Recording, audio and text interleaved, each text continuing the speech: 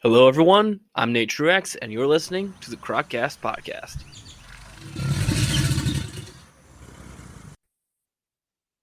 Hello, everyone. Welcome back to the Croccast Podcast. I'm your host, Nate, and today I'm joined by Steven Kush of Kush's Reptiles and Kush's Corner podcast on the Trap Talk Reptile Network. Steve, thanks for coming on the show. Hey, man. Thanks for having me. I'm excited to be here. So, Steve, it's kind of standard question we ask at the start of each episode, but what got you into reptiles? Kind of what led you to where you are now? Sure. Yeah, it's quite a long story. I mean, nothing really specific. I've been into reptiles really as long as I can remember. As with many, kids in my age demographic, Steve Irwin was very much a integral part of my early childhood. And I really was just super fortunate to grow up where I did in Chicago, where there's a huge reptile scene. I grew up within literally walking distance of where the Chicago Herp Society held their monthly meetings. And my pediatrician, of all people, was like a very active member of the Herp Society. And he was the essentially like advertising guy for the show they did called Reptile Fest, which is, they don't do it anymore, but essentially picture any reptile show, but 100% education, no sales. It was at the UIC auditorium, so it's big basketball arena. So a lot of animals there. From the time I was probably 5 or 6 years old, my friends and I would be running around that place, holding snakes and lizards, petting tortoises, kind of just maximizing that experience. And then when I was around 8 or 9 years old was when I was kind of beating my parents down on getting into reptiles as pets. First, I was looking at lizards. Uromastyx were really the first thing that really grabbed my attention, but it became snakes. And I love lizards, but I'm a snake guy through and through. And same thing kind of with the times. This is when YouTube was really starting to come around as a resource to learn about reptiles. And obviously, especially for a young kid, seeing videos of these animals is a lot more engaging than, reading books or whatever. Not that I didn't read books, but just seeing like people holding the snakes and all that stuff on YouTube really just grabbed my attention. Snake bites was really an integral part of that experience back then for me. I watched, all the videos I could. One memory that always stands out for me was a video that Brian did where it was about kind of like the value of a lot of snakes and, why some were so expensive and whatnot. And the beginning of the video, he said something along the lines of, people ask me all the time, how do I pay for all of this? Well, I breed snakes for a living. And that was like this light bulb moment that I'll never forget of like, wait, that's a thing? Like you can do that? And from that moment on, it was just like this kind of North Star for me of like, all right, that's what I want to do. Like how the heck do you get there? And I just had a lot of very fortunate things happen along the way where I was able to make really good connections, meet really good mentors.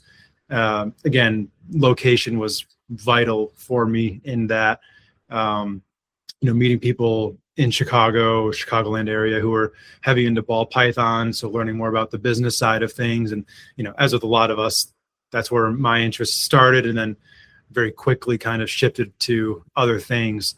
The next big part of my evolution was when I started volunteering at the Wildlife Discovery Center, which was in Lake Forest, Illinois, a suburb of Chicago, north suburb.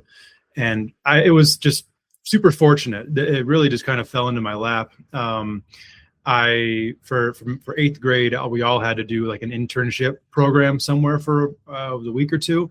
And I wanted to do something regarding reptiles. So at that event, Reptile Fest that year, the goal was to just find somewhere that I could go intern that had something to do with reptiles. And I was introduced to who became my boss, Rob Carmichael, the curator of the Wildlife Discovery Center, and was able to get in there for my couple weeks of internship. I just happened to have a decent amount of knowledge about the animals that they had there to do like give tours to people who were coming through, enough to where I could get by. And I love talking about reptiles. So that part came very naturally to me. And I just kind of kept coming back and I never stopped. So I was there all through high school. And that's where I got a lot of experience working with different species, whether it be, large boas and pythons, crocodilians, monitor lizards, even some birds and mammals, like the bobcat they had there. He was my favorite animal at that place. So that's where the horizon started to expand, and I started to build my collection kind of off of the experience that I had there, because it was kind of a challenge to convince my parents and my mom specifically to let me get species that were considered a little bit more challenging, especially when a lot of my circle at the time, my mentors, were ball python people who were kind of discouraging, like tell her like, no, like, you know, don't get green tree pythons. They're mean and aggressive. They have big teeth, etc. So when I was able to work with green tree pythons at the Discovery Center, that helped me, you know, sell it a little bit better. So yeah, that's kind of the early days of that. Yeah. So we actually have something in common. We're both Carmichael disciples. Oh, really? Yeah, but I didn't have Rob. I had his twin brother Chris. Oh, wow. Okay, that's awesome. So yeah, I know Rob. I actually transported a few crocodiles for him from his place down to Texas for him. Oh, cool. That's awesome. Yeah. I never got to meet Chris, but I heard all about him from Rob. So yeah, I was gonna say the first time I met Rob, it was kind of weird because yeah, they're twins and it's really freaky. You're like I'm shaking your hand. I know you're not the same person, but it's yeah.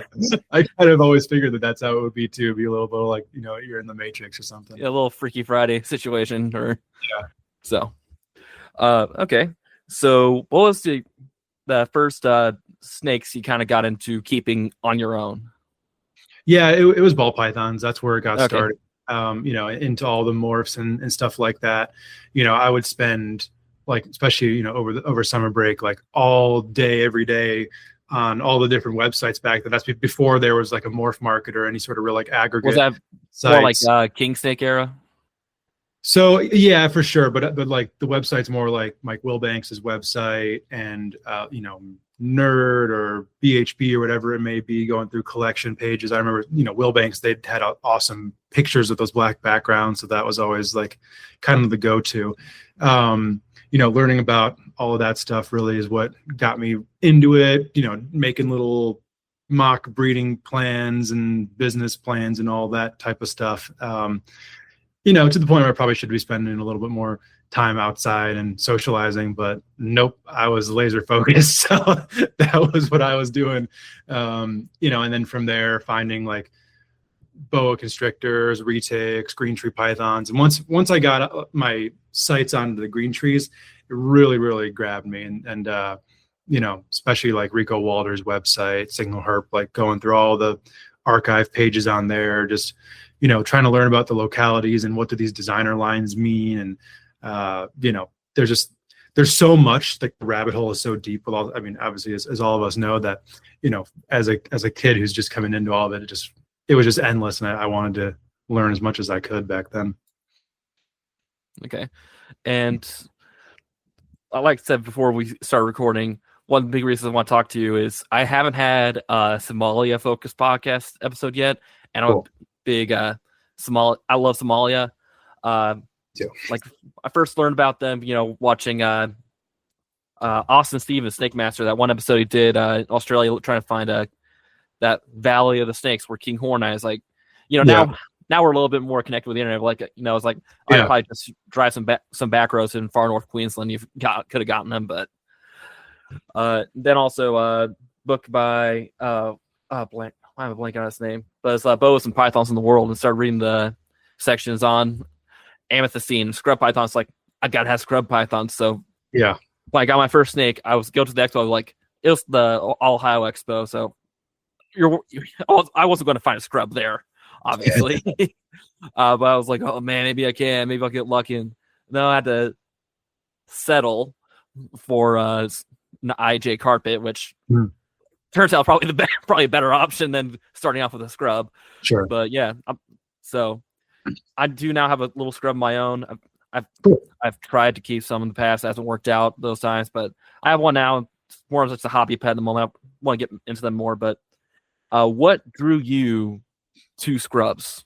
Yeah, man, a lot. So scrubs to me, before I kept them, kind of the mystique around them, you know, you'd think that they were this kind of like unachievable, type of thing where they're just, they're big and aggressive. It's like you got to treat it like it's a hot. Yeah. Yeah. That was This always seems like people.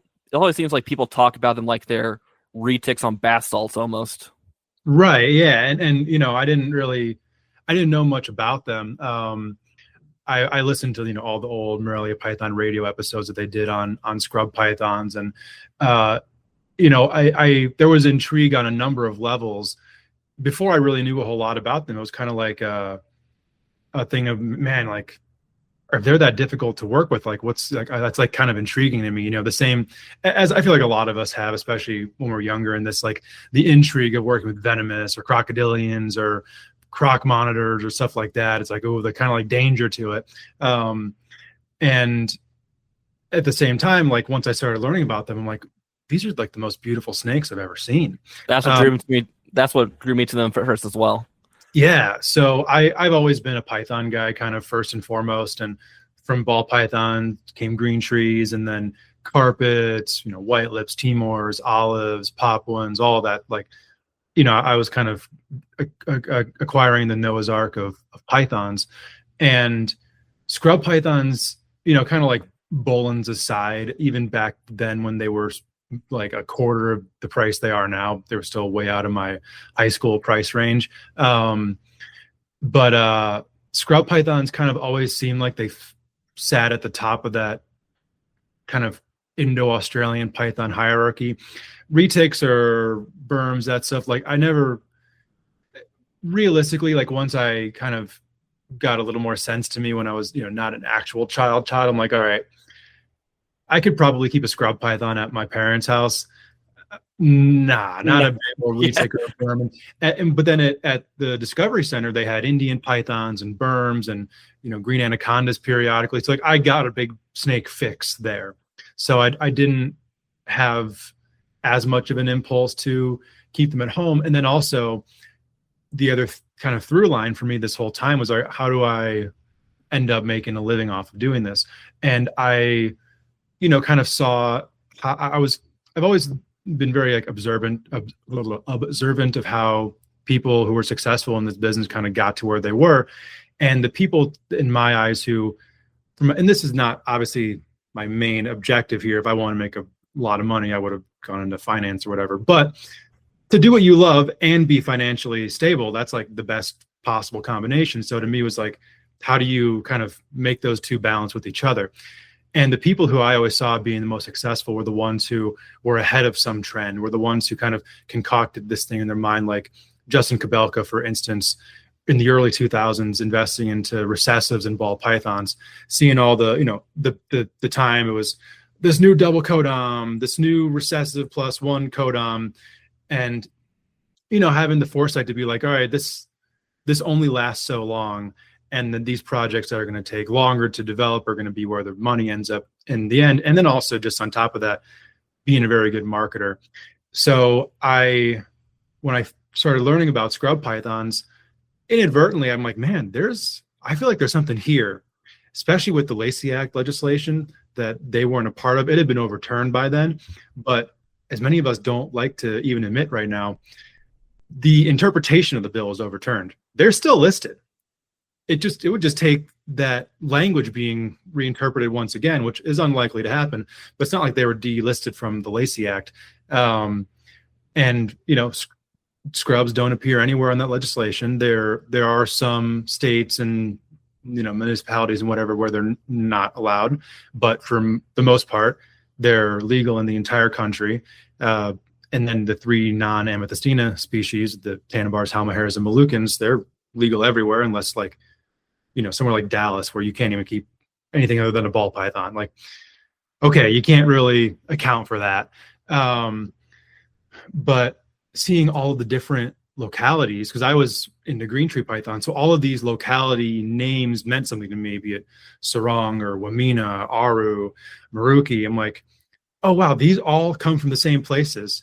And if you look at green tree python localities, they're different, but like within like a 10% deviation. They're all green snakes with a bit of a different, whether it be blue or yellow or white or whatever it may be. And not to speak negatively on that, but with the scrubs, it's like they're nothing alike.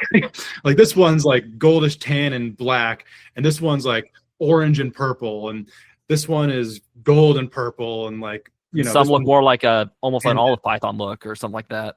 yeah, exactly. Some of the patternless southerns are like from a distance, like, oh, that's an olive python. Like, oh wait, no, it's not. So when I saw all that, I'm like, man, you don't need morphs for these things to be cool.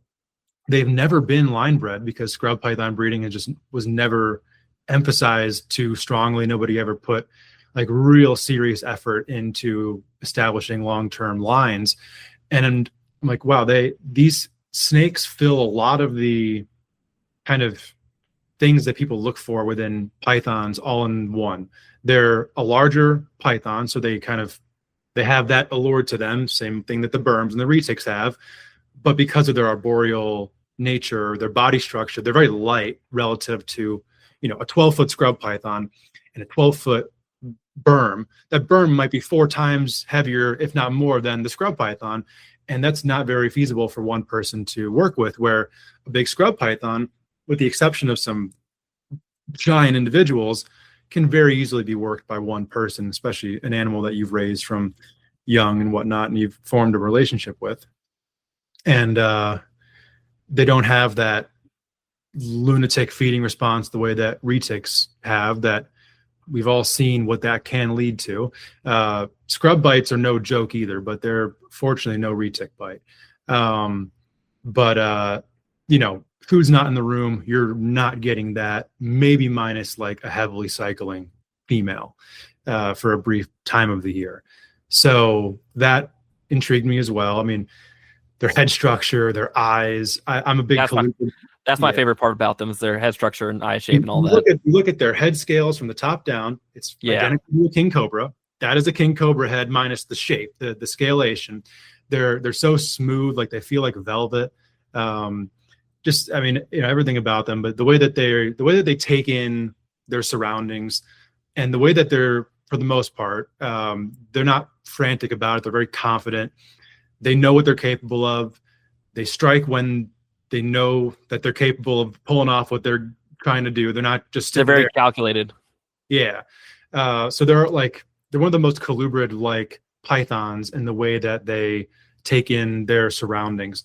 And then metabolism is a little bit of a higher metabolism than most other pythons as well. Sure. And on that note too, we've all they crap like a colubrid. Exactly. We've seen how retics and berms can just wreck a cage. Scrubs they don't do that. They really don't. It's like a carpet python. And once they get older, they feed them very sparingly. They're just, I could go on and on about them. They're just so many different things that, I was looking at all my other pythons, like, okay, they're like green trees in this way, but then these are the things that I like about them where I don't feel like I get that out of my green trees. Same thing with carpet pythons or the olive pythons. And this is not to speak negatively on any of those snakes. I just found took all of my favorite aspects from my favorite python species, brought them into one, scrub pythons. So, it was very eclectic, my collection python wise back then. And now I have 6 total pythons in my collection that are not scrubs, and they're pretty much all pets. So yeah, snakes that I've had for, I think the one I've had the shortest period of time would be my male olive. 9 years I've had that snake. So the rest of them have all been with me for like 12 plus years, and they're not going anywhere. So yep. And not to say that eventually I won't branch out. I love a lot of the carpet pythons, particularly diamonds and inlands. Some of the Asiatic rock pythons, the Indian Sri Lankans, I find fascinating. So, but for now, I'm just so kind of tunnel visioned on figuring out the breeding of the scrub pythons and the line breeding projects that I have in mind, that that's kind of, it's hard for me to kind of get my brain to go in a direction out from that. Yeah. One group of pythons that I didn't hear you mention, and I wouldn't blame you if you had never worked them. They're kind of hard to find here in the States, is Apodora, the New Guinea pythons. Yeah, I had a pair. for a while. I think actually up to 2.2 or 3.2 at one point, but I did work with Apodora for quite a while. But they were just one of the species that I let go on for the sake of more scrub pythons, because they're large and they take big cages. And I looked around the room and I said to myself, I'd rather use these cages for scrubs. I mean, I had Halmahera retics as well, and I let go of those for the same reason. I really like those snakes too. For me, it was so cool that they were from the same island as the scrub pythons, and frankly, to me, they're the most beautiful of all the retics. They have similar kind of like biological quirks where the Halmahera retics are known for having smaller clutches of huge eggs. Same thing with the Halmahera scrubs. Why? I don't know, but that can't be a coincidence that both of those pythons from that island have that same, quirk within their species. So I'd love to, know why, but like that fascinated me. But again, I looked around and I looked at my, big 6-foot cages I had ready for my retics. I'm like, man, I have so many scrubs that are growing up. Like those cages need to be reserved for them. So, yeah. Okay. Now, turn to scrub localities. What localities of scrub pythons do you have? All that I can. There's not one locality. I mean, I'm super blessed to be able to say this, but any locality that has come into the U.S., I at least have one individual of that locality, if not more. So, unfortunately, no King Horneye? No. I don't think anyone has those that I could think of. Yeah, they're to my knowledge, 2 females at Reptile Gardens in South Dakota, and that's it. So the Barkers had some, Eugene Bissett had some. I want to say even 1 or 2 other people, but nobody ever was able to have success, and that was it. So, okay. And of all localities, which do you say is some of your most favorites, or the ones you have had the most success with? Most success with definitely the Barnecks. They are the ones that I have the most of. I've had probably over 10 clutches of Barnecks now, and they're my favorite for a lot of different reasons, but the primary one just being the variety within the locality. There are no 2 that are alike, and there are so many directions that they can go with line breeding that, for me, like I produced my first F2s this year, and the babies just are absolutely mind-blowing to me. I'm like, this is one step of selection. Man, what's this going to look like in 20 years? So they're overall my favorite. They're the ones that I had the most of. They're the ones I got first. So they'll always be special for me. But I mean, man, I can make a case for all of them, really.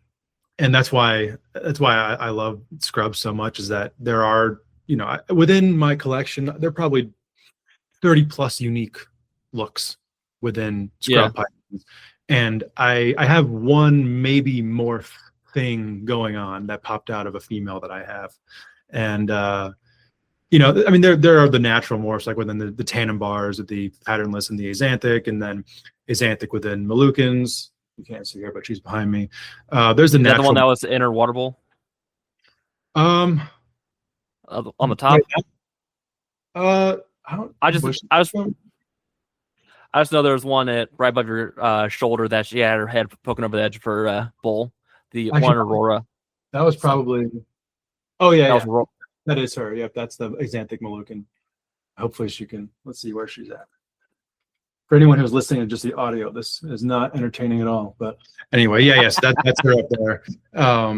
So it's like an audio drama. Yes, exactly.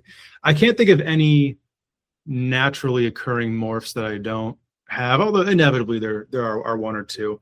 So, but even that aside, I think the morphs are cool. My main interest is within the line breeding of the scrub. Yeah. The older I get, the more I become more of a locality guy. I never was much of a morph guy to begin with. Oh, yeah, She's poking her head up now. There she is. Yeah, just coming out of her box. Hello. Okay.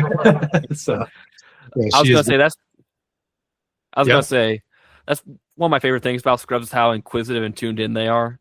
Yeah. Is whenever I keep scrubs, I always notice basically as soon as I walk in the room, the heads will poke up and just start following me around. So yeah, I even posted a reel of it on my IG of like a few weeks ago about mine just follow me around. So yeah, that's one of the best parts of them. So For someone who's looking to get into scrubs, is there a locality or species that you would recommend? My Yeah. guess would be Tannenbar. Um, I guess if you could get your hands on captive bred, uh, as of now, I would actually put Tannenbars lower on the list of when they're usually wild caughts can be very skittish. Mine have come around luckily to where all of my Tannenbars now are pretty chill, but that pretty much took me just leaving them the hell alone for like 2+ years. They were, when I first got them, it was interesting because they were the one scrub that for the longest time I just couldn't find any available.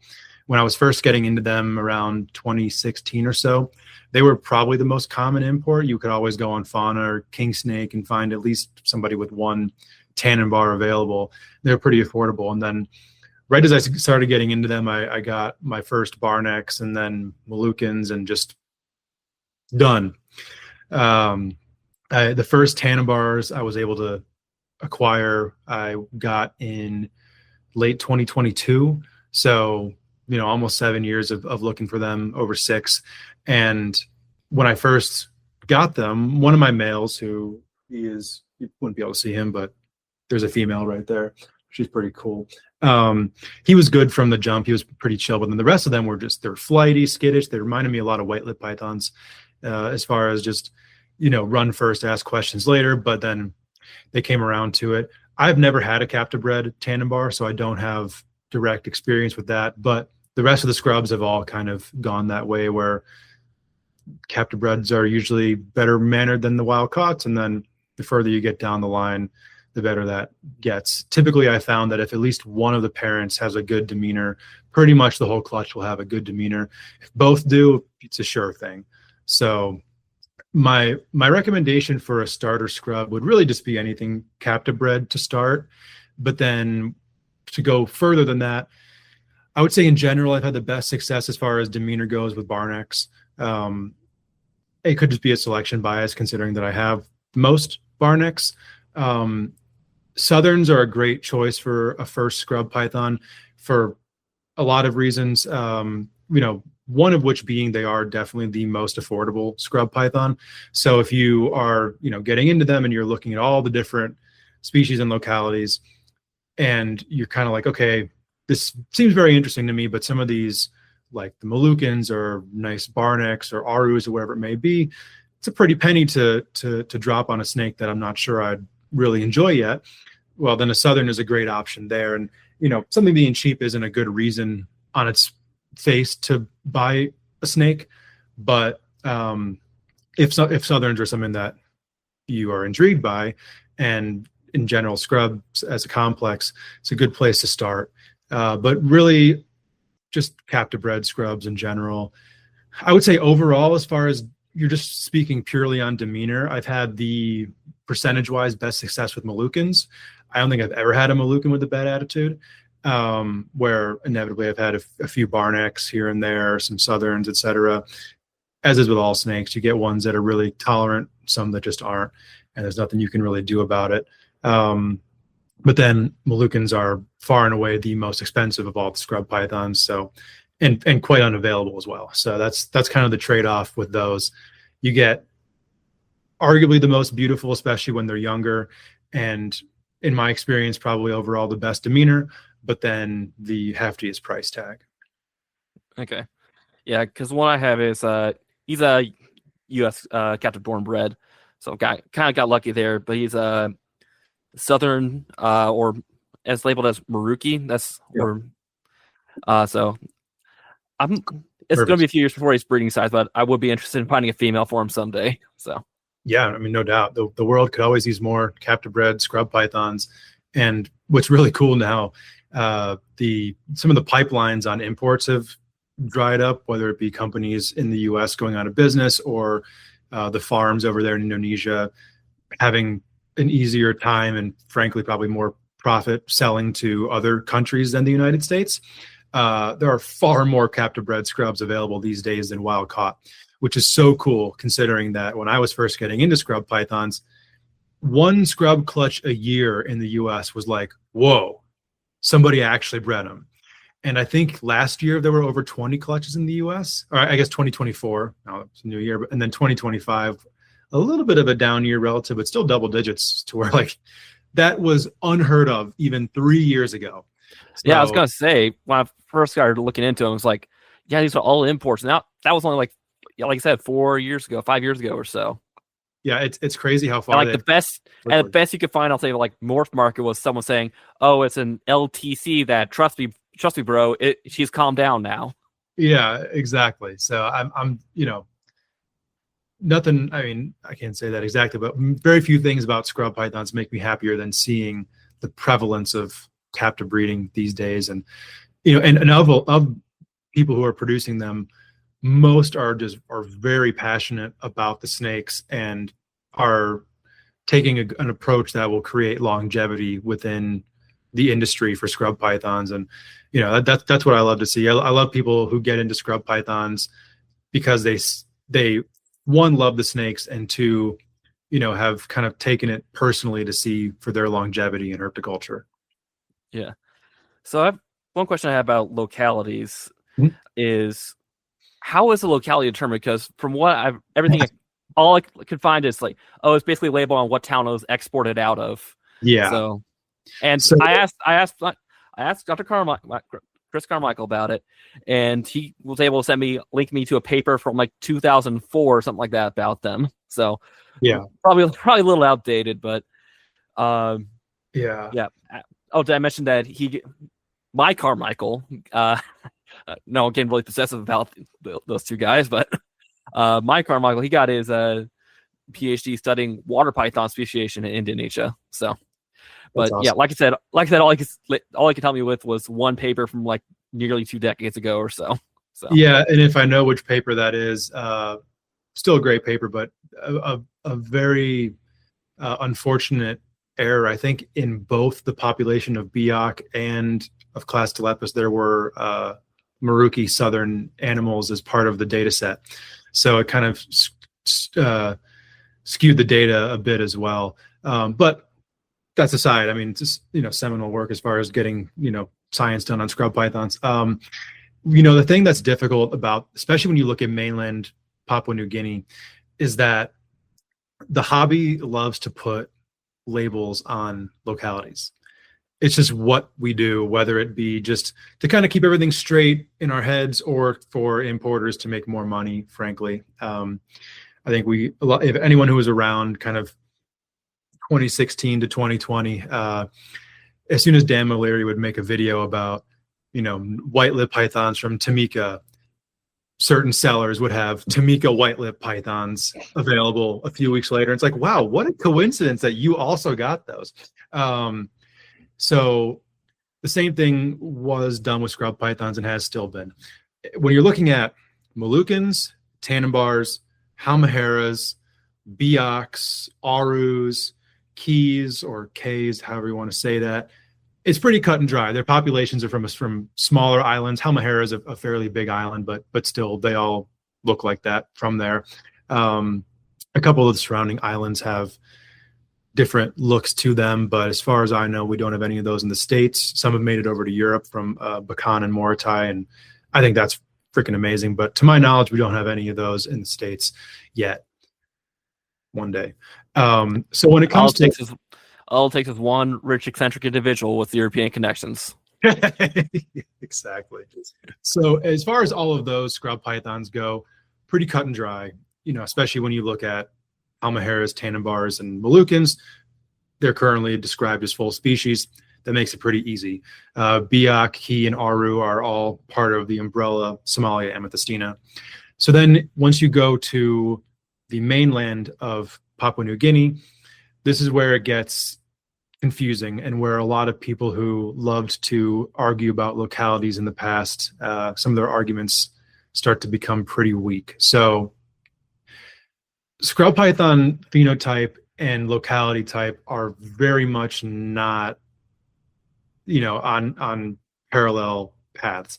They have just massive ranges. So I guess we'll start up north with the Barneck scrub pythons. There really have been historically three primary labels of locality given to barneck scrub pythons. We'll start with one, which is Jayapura barneck scrub python. Not a thing, has never been a thing, will never be a thing. The barnecks that are colloquially called waminas are from Jayapura. So that phenotype is in Jayapura. If you look at a map, it makes sense. You have the Bird's Head Peninsula out west, a very narrow bottleneck, and then it opens up into the rest of mainland Papua New Guinea. The Bird's Head Peninsula is where you get the barnecks. Geographically, makes a whole lot of sense.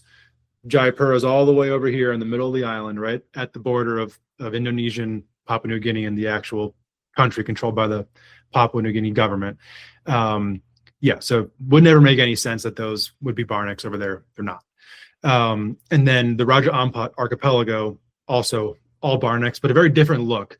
To my knowledge, Koh Fiao is the furthest west where you will get true barnecks.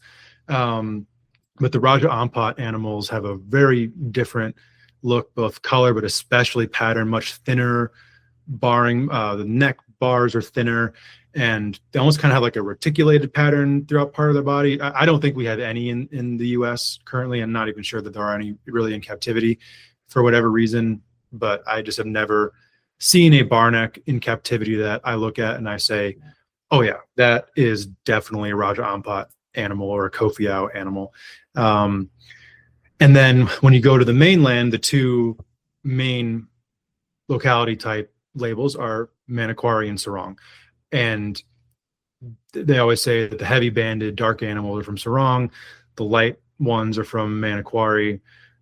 There's absolutely zero evidence pointing towards that being the case. To the best of my knowledge, the genetic drift of phenotype throughout the range is as variable as it can get. There's definitely not been enough research done over there to have any sort of conclusion drawn.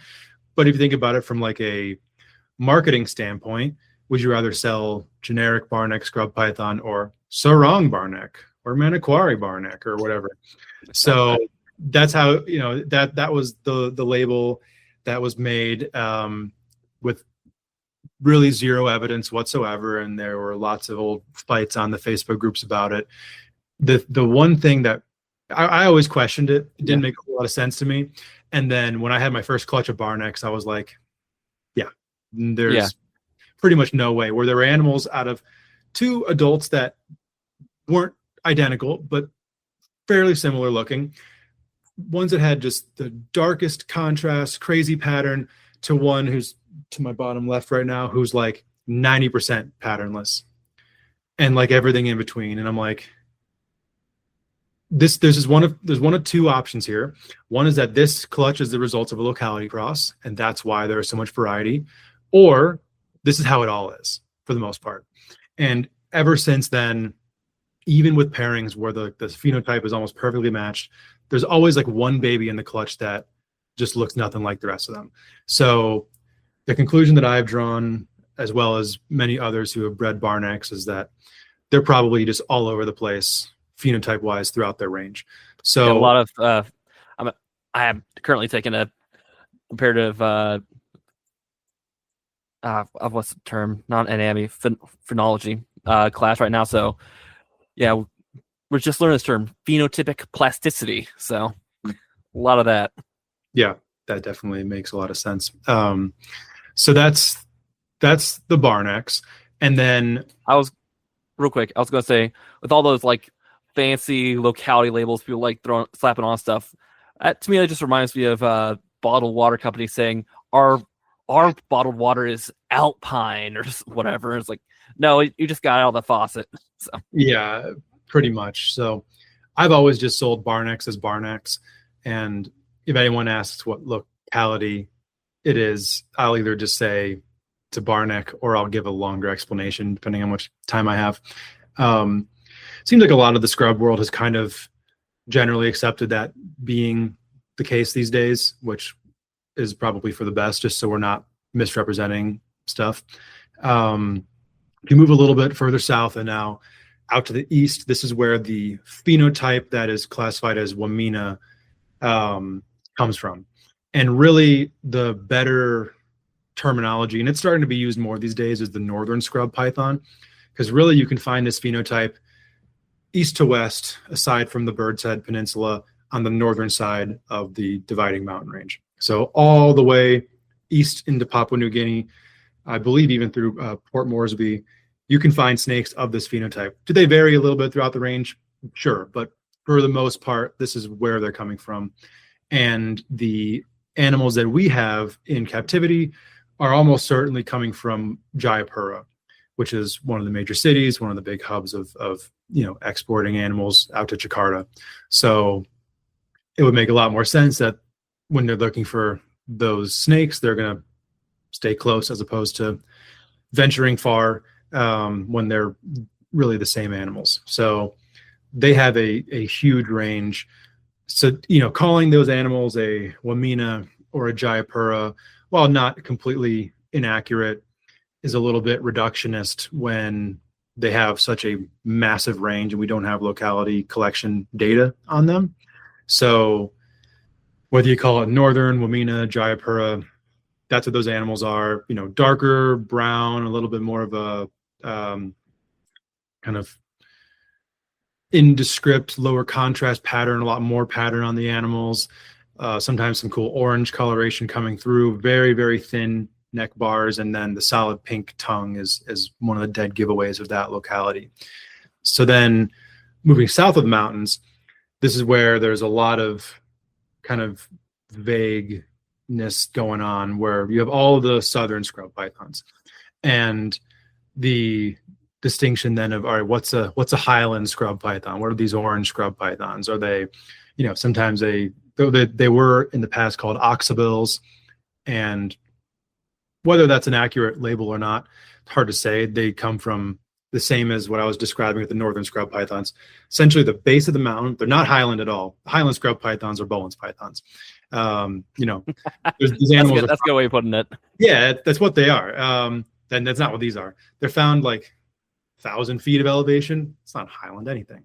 So basically, the rainforest at the base of the mountain range, east to west, you'll find these orange scrub pythons.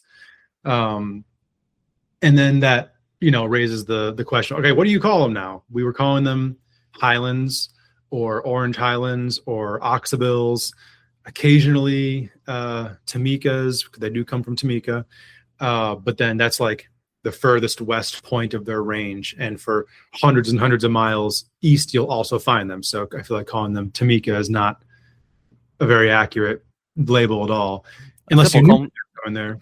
Oh, simple, call them foothill pythons. That rainforest phase southern scrubs, or it would it'd be awesome to call them jungle scrubs, but I think that's been taken by a different species of python. Yeah. So jungle blank python, everyone thinks black and yellow.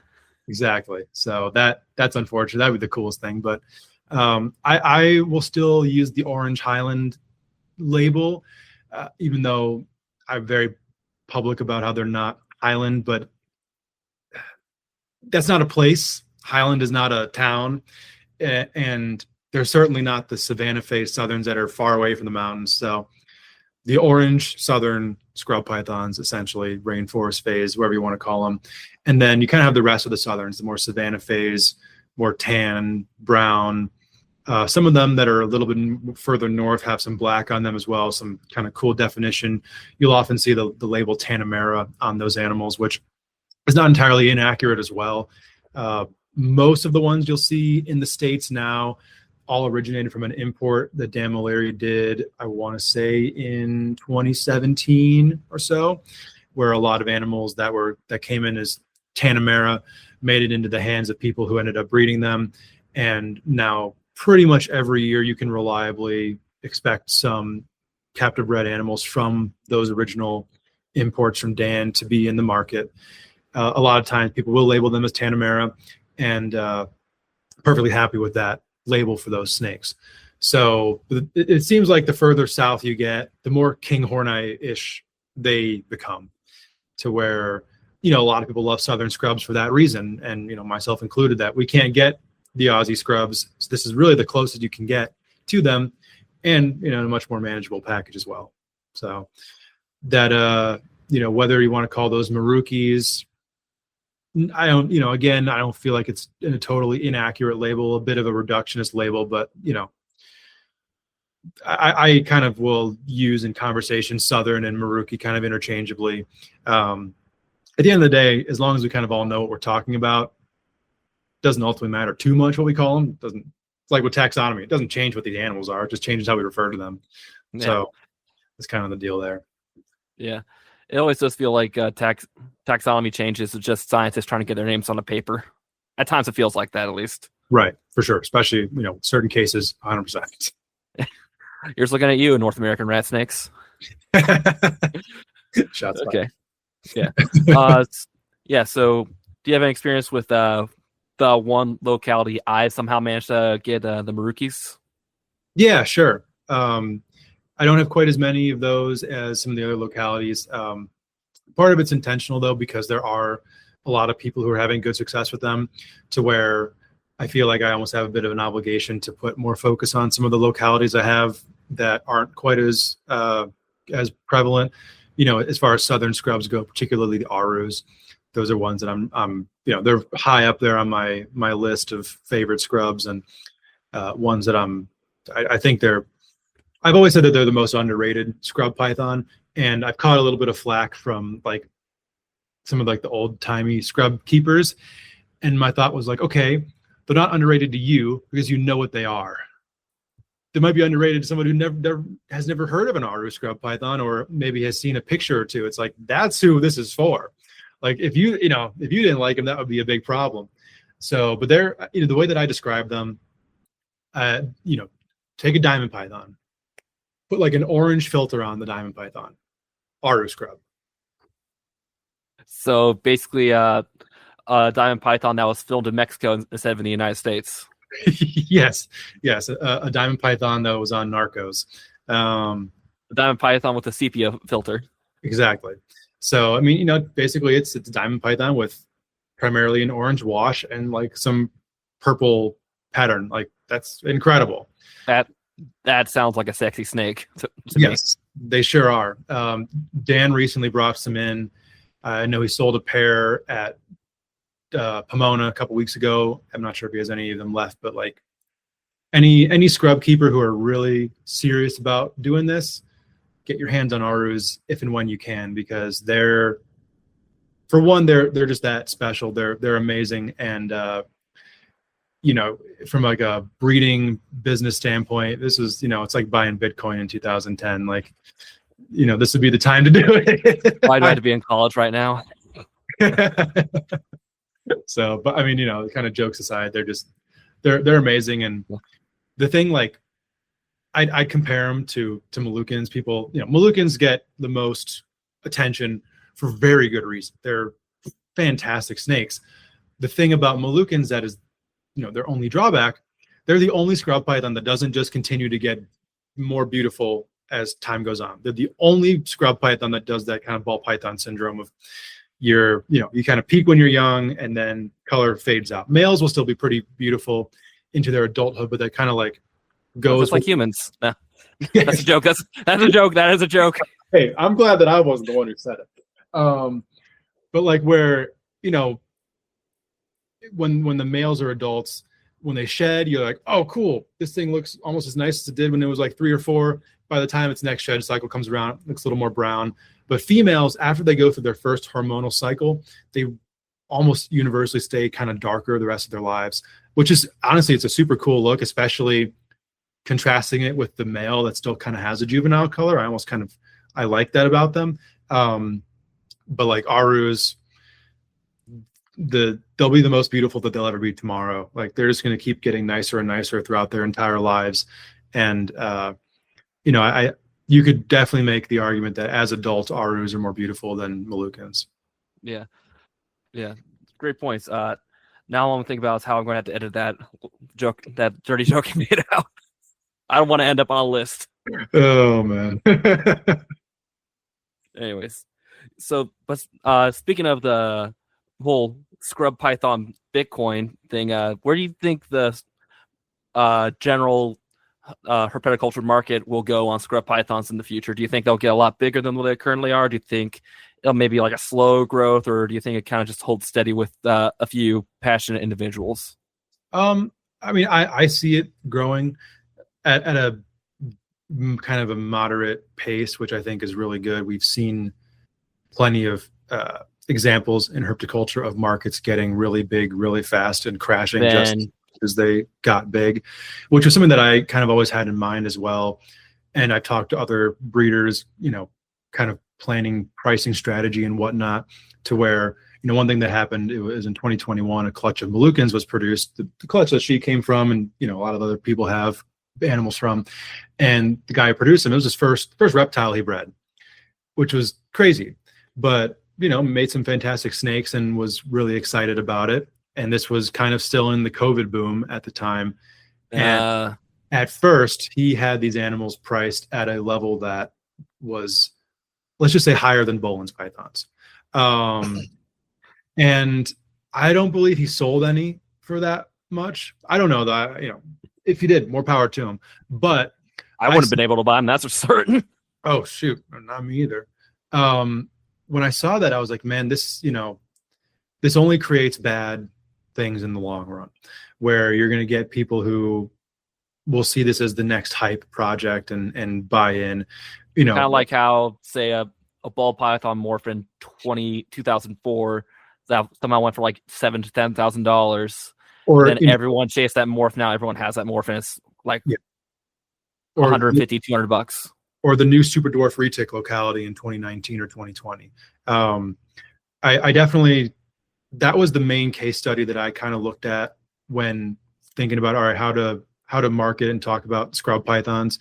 What were the things that the retic, the super dwarf people did well, and what were the things that in hindsight probably weren't the right decisions to make, and take from the good, learn from the bad, because it's such a great comparison as far as a snake and a complex of species goes overall.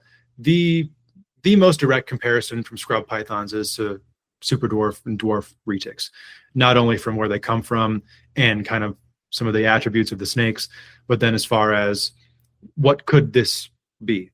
And the kind of keepers who like retics also like scrub pythons because they are very similar.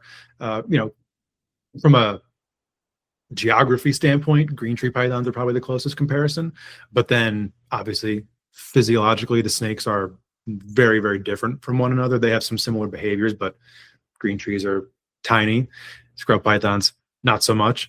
But there have been moments of great hype within scrub pythons. One that really stands out was when that kind of ivory looking Jayapura scrub popped up about 1.5 years ago in Indonesia. And that day I had never seen more attention on scrub pythons since I have been paying attention to them. And a lot of the real purists were very unhappy about it. And I was like, okay, but what could the positives be from this? So if an animal, if some kind of anomaly individual brings a lot of eyes onto the species, more than likely anybody who's truly interested, their exploration is not going to stop there. Who do they find next? What's the next step? Where do they go for further scrub python information? And that would be on all of us to kind of steward that interest in the proper way, where in other communities, you could look at ball pythons very easily, or retics, boa morphs, etc. They might hear, this is the kind of money you can make off this project. And, well, I mean, and I'm not going to talk down on it. I am extremely blessed. I make a living selling snakes, and scrub pythons make up a majority of that. So I'm not talking down on the economics of scrub pythons, but if we want longevity, you got to approach it in a way that's going to create longevity, which is in cultivating a true love of the animals in anybody who is getting into them. Because we have seen over and over again, the motivation of you're going to make money breeding these doesn't keep people around. That should seem self-evident. Apparently it's not, because it keeps happening. But everybody who at least I interact with who gets into scrub pythons, whether they have aspirations to breed or not, which I think it's about 50-50, honestly, maybe even a higher percentage who don't want to breed scrub pythons.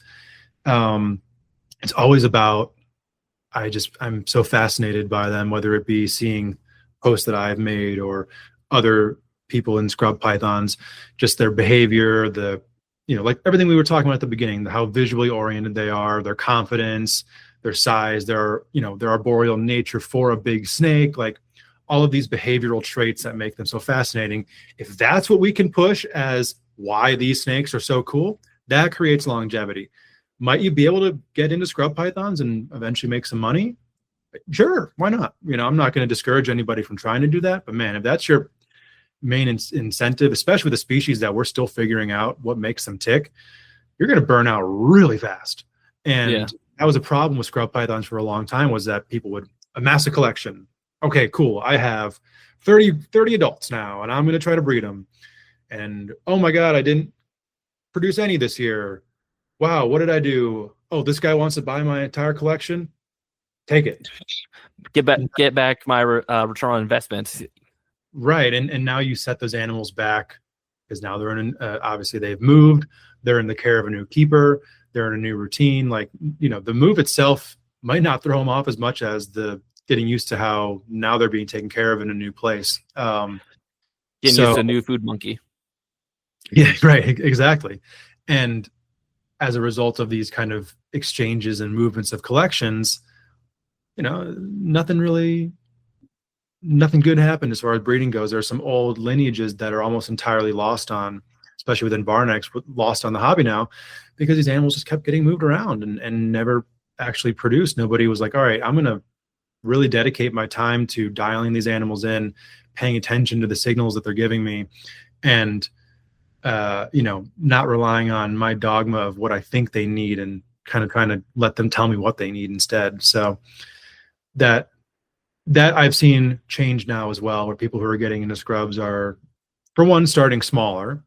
Instead of buying a collection of scrub pythons, get one, maybe two if you want to be ambitious about it. Yeah, I mean, that's how I started. I got one male barneck, and from the second I put that snake in my hand, I was like, I just found my favorite reptile. It was instant. There was no questioning of it at all from that moment on. And that's not going to be everybody, but I've heard that from quite a few people who I've sent scrub pythons to, or like in a few weeks, they'll hit me up and like, man, I love this snake. I think it might be my favorite in my collection already. Like, nothing makes me happier than that. Because for one, I remember that experience for myself. So being able to help facilitate somebody else get that much joy out of herpetoculture is awesome for me, because I had so many people that helped me do that. And then I know that animal is going to be very well taken care of. Because if anybody, I hope that if you care enough about the animals to be able to or to even have the thought of messaging the person later, like, I just can't believe how cool this is. Almost every time that person is going to take good care of that snake, and that snake's going to be in a good home. So it gives me peace of mind as well that I've sent an animal on to a deserving home. All right. Speaking of deserving homes, what sort of advice or tips and tricks would you give to someone on how to keep a scrub python? I know it's about an hour in. We finally get to the how. Yeah, no, I mean, an hour of why. Now we get an hour of how, I guess. Sure, let's do it. Yeah, their husbandry is very easy, and that's one of the most appealing things about them. You can do it a lot of different ways too. My house is essentially a snake room, so I'm doing lucky. Yeah, I am lucky. I don't get a break from it, but frankly, I don't really want to break from it most of the time, so it's all right by me. But I'm keeping almost everything on strictly ambient. I have one rack of raised ups that is to my left here, that's in a room here that will get a little bit cold at night because I have some breeders in here during the winter, so I run a moderate hotspot on that rack. But it's a freedom breeder rack. It's really well made, so trust the product. And then I'll give heat to gravid females. Really, aside from that, it is just 100% straight ambient. They're very adaptable and hardy when it comes to humidity levels. Pretty much, if you're getting good sheds, you're doing it right. The main thing with scrub pythons that I always tell people to be concerned about is stagnant moisture. They do have more sensitive skin than most of the pythons, so they're somewhat prone to getting blisters with poor husbandry. And I definitely experienced that with some imports that I've had over time. What's nice about it though is that if you do get the blisters, you dry them out, give them a couple of soaks the next time they're in shed, pretty much takes care of it all in one go. So rarely, unless, I mean, the only thing I could think is if somehow you just got some real nasty bacteria coming in at the time, just happened to be in the environment, you couldn't really have predicted for it. Maybe you'll need antibiotics. I've never needed to get antibiotics for a scrub with blisters. So, but obviously you got to be proactive, put it in a warmer, dry tub for a while. But then obviously the ambient keeping style is not going to be feasible for everybody. I know I'm in a unique situation with that. I would say that's like the best thing you could do, considering the safety measures that go along with keeping in fully ambient. But having a hot spot and a temp gradient isn't worse for the animal by any means. So generally speaking, I think if you give them a hot spot of around 86, 12 hours a day, it's going to keep the ambient in a range where the animal is going to be just fine. As far as ambient temperature goes, I mean, they're pretty much fine anywhere from like mid 70s to mid 80s. They're super hardy to temperature swings. They can digest meals at cooler temperatures. I mean, they're easy to take care of. That's pretty much the through line here. You can do it a lot of different ways. I like using bedding for mine just because I don't like keeping snakes on paper or puppy pads. I know people who have, I have kept scrubs on paper for sure. I prefer not to. I know people who have done the puppy pad thing, primarily chondro keepers and emerald keepers who get into scrub pythons. And I look at it, I'm like, not sure why you're making your life harder for yourself, but hey, more power to you, but whether it be, cocoa or, cypress mixed with topsoil, peat moss, even cocoa, etc. Any substrate that's going to hold moisture. If you're in an exceptionally humid climate, then you could use Carefresh or Aspen. I know people who've done both. I know people have used like I think like pine or corn pellets or whatever, like that rodent bedding. You're going to have to use the snake as your barometer on their level of hydration. Like I said, as long as they're having good sheds, you can be pretty sure that your snake is well hydrated. I've experienced from when I moved and I had to have animals in conditions for a while that I wasn't thrilled with. They got kind of this like shiny look to them that I saw as dehydration. And then, soak them, increase the ambient humidity. Next time they shed, their skin looked very normal again. So maybe that can be a kind of sign to look for dehydration if they look particularly shiny. Scrubs have a matte finish to them. So anytime that it looks different than that, that's kind of a sign like what's going on. Why is their skin not in perfect health? For that reason, you don't see a whole lot of iridescence a lot of the times in some of the brighter colored scrub pythons, even though in the right lighting you will get it. But the darker scrubs, like some of the darker, Wamena northern types, or even some of the dark highlands, Arus, you'll get a lot of really cool iridescence. That's beautiful. I mean, it's a Boelen's python at the end of the day, and Boelen's pythons are some of them, Boelen's or scrubs. It's some of the most iridescent snakes in the world. So, yeah. Yeah. And we talked about how they have we mentioned they have a bit of a higher metabolism. So how frequently do you feed them? It's like a weekly, maybe just kind of go by feel, or? So yeah, that's something that I've become very passionate about because I feel like there was a lot of subpar information about the subject out there, and I'm still learning about it myself. My view is always kind of changing, but they're, when ball pythons were huge in the hobby coming up, berms, retics, etc., it was, feed your snakes, feed. And that didn't work very well for a lot of these more lean-bodied pythons, be it carpets, green trees, scrubs, some of the, the Australian Indo stuff didn't respond quite as well to the heavy feeding as larger-bodied, Asiatic pythons, bloods, berms, balls, Angolans, rock pythons, whatever you want to do. And there was this huge shift towards feeding less in the hobby. And it was taken way too far. The unfortunate thing is that a lot of people in the hobby like to speak in generalizations, and it just doesn't work very well. Like, I feed a lot, I don't feed a lot. It's like, okay, well, you have to look at the nuance of the situation. Okay, how old is your snake? Is it a male? Is it a female? What's the origin of the animal? Is it wild caught? Is it captive bred? So for me, and what I, there have been studies done on this, and I have personally seen it, the kind of like the silver spoon theory of how much the caloric intake when an animal is young, dictating health later in life. When, especially the first year of life for these scrub pythons, they're getting a weekly meal regardless. My goal is to have them grow within reason as much as possible in that first year. If you make a snake fat that's under a year old, I applaud you for how much effort you put into that. Like, it's a very difficult thing to do. I still have yet to experiment with a multi-weekly feeding of babies, but I really don't find it necessary. In general, too, scrubs from a growth standpoint react much better to meal size than meal frequency.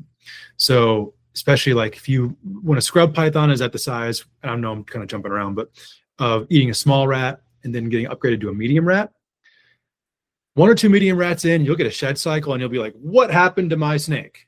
Why is it so much bigger now? Even if you reduce the frequency at that point too. Same thing when they bump up to large rats. It's like, okay, now this is an adult, which is kind of crazy. So anyway, first year of life, pretty much weekly meals.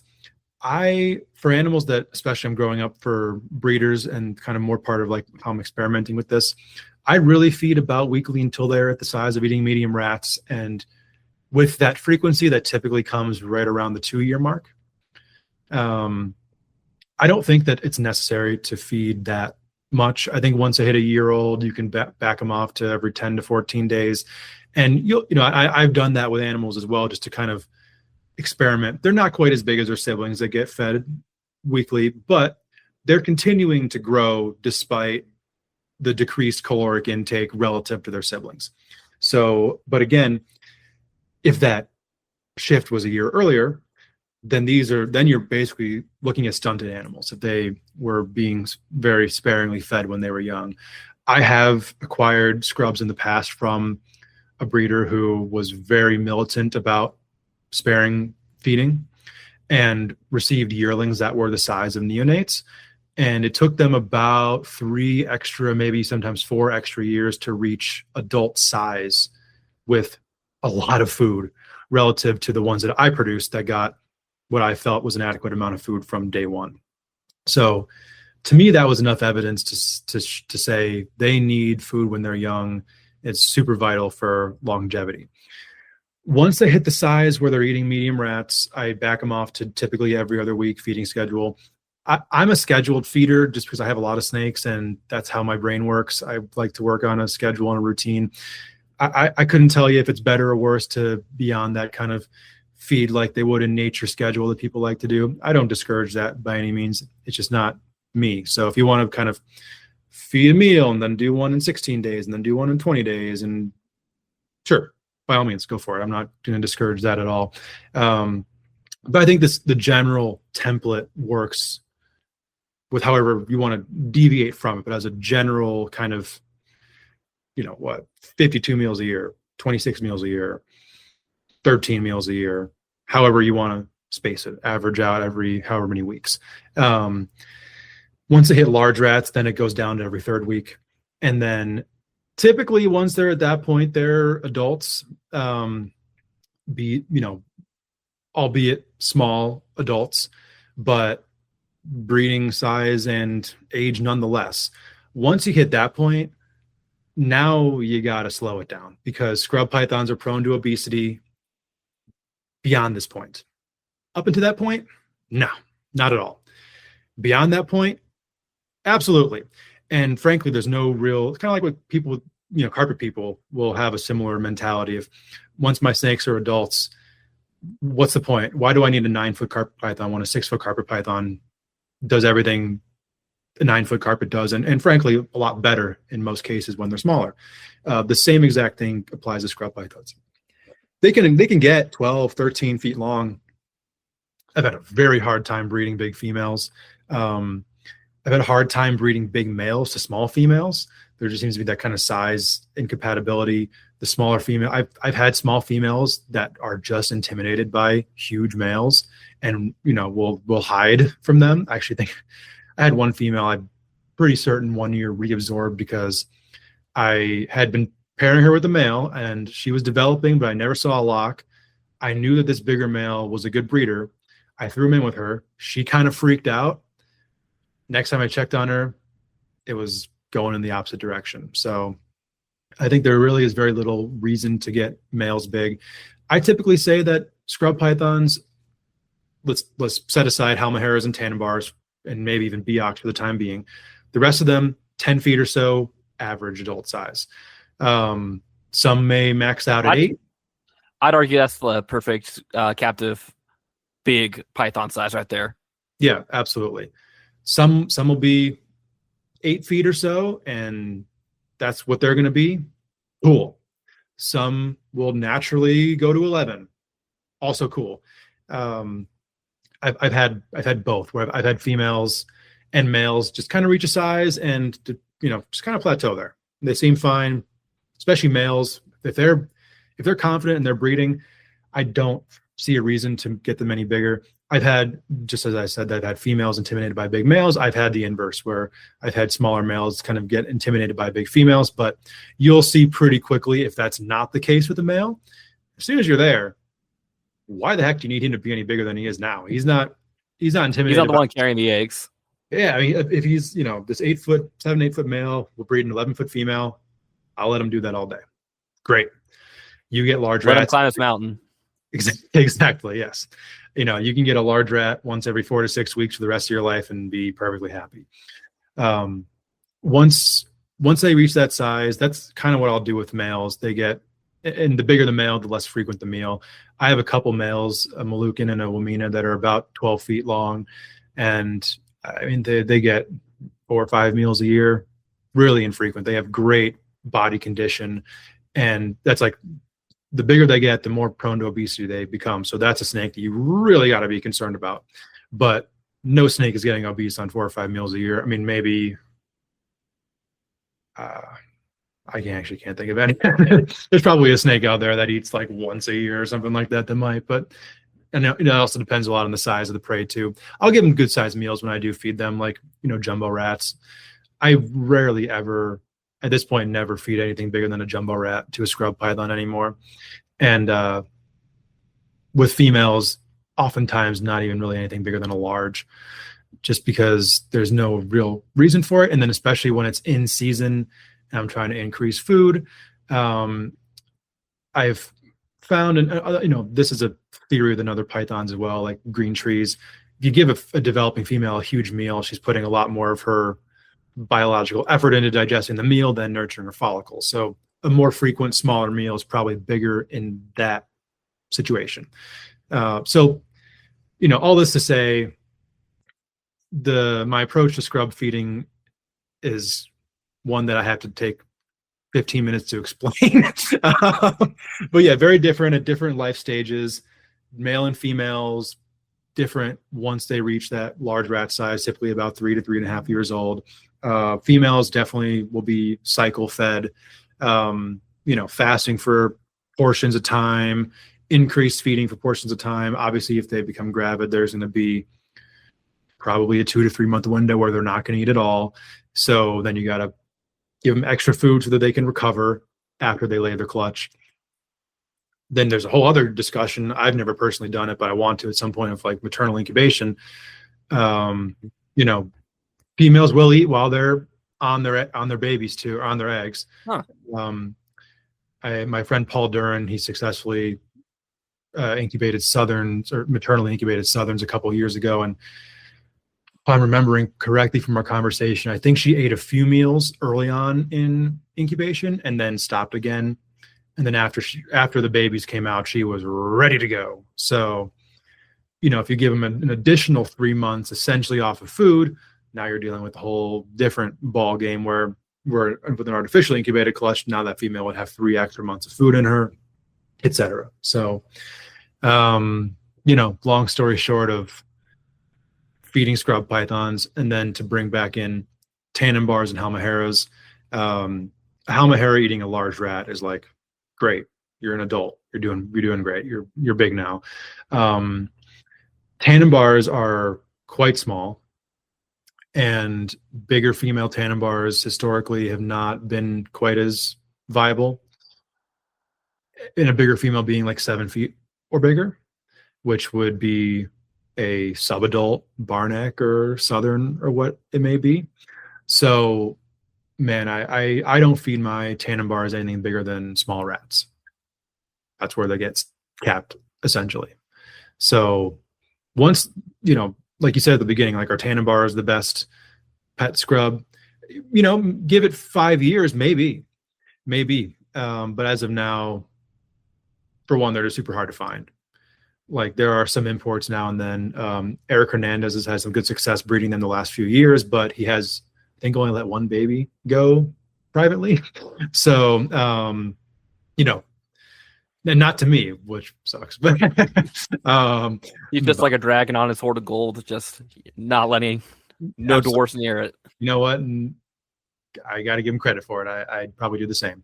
So eventually, sure, that would be fantastic for, a scrub python that could be kept by a majority of snake keepers, especially if their skittish tendencies kind of go away with multiple generations of breeding. So but for the tannenbar, it's kind of the same general rule of thumb exists as far as how, how old they are.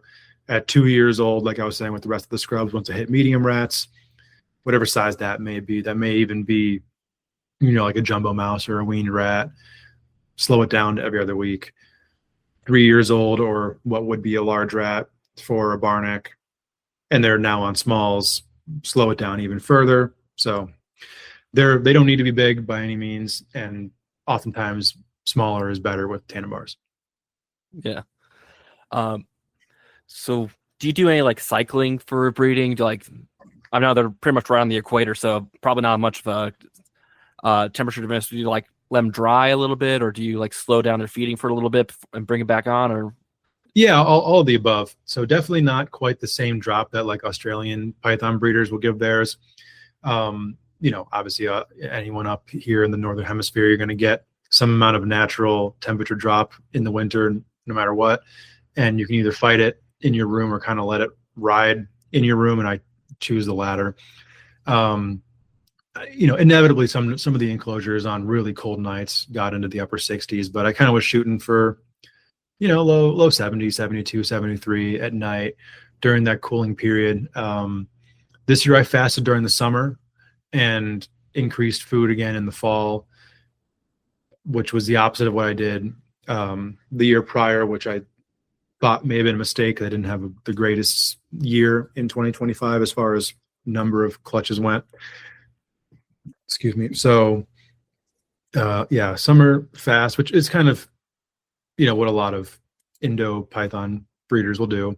And then mild cooling period, some point during that cool off, start introductions. I palpate my females on a somewhat regular basis to track follicular development. And I'm still at the point of kind of experimenting of, all right, do pairings prior to development help kind of trigger the female to start developing, or are you wasting that male's time by putting with a female that isn't developing yet? So with some I've kind of tried a little bit of both. Waiting, like with some females, like, all right, once she's developing, now I'll start pairing her with other females. I'm like, all right, let's try putting the male in first, seeing if that gets it going.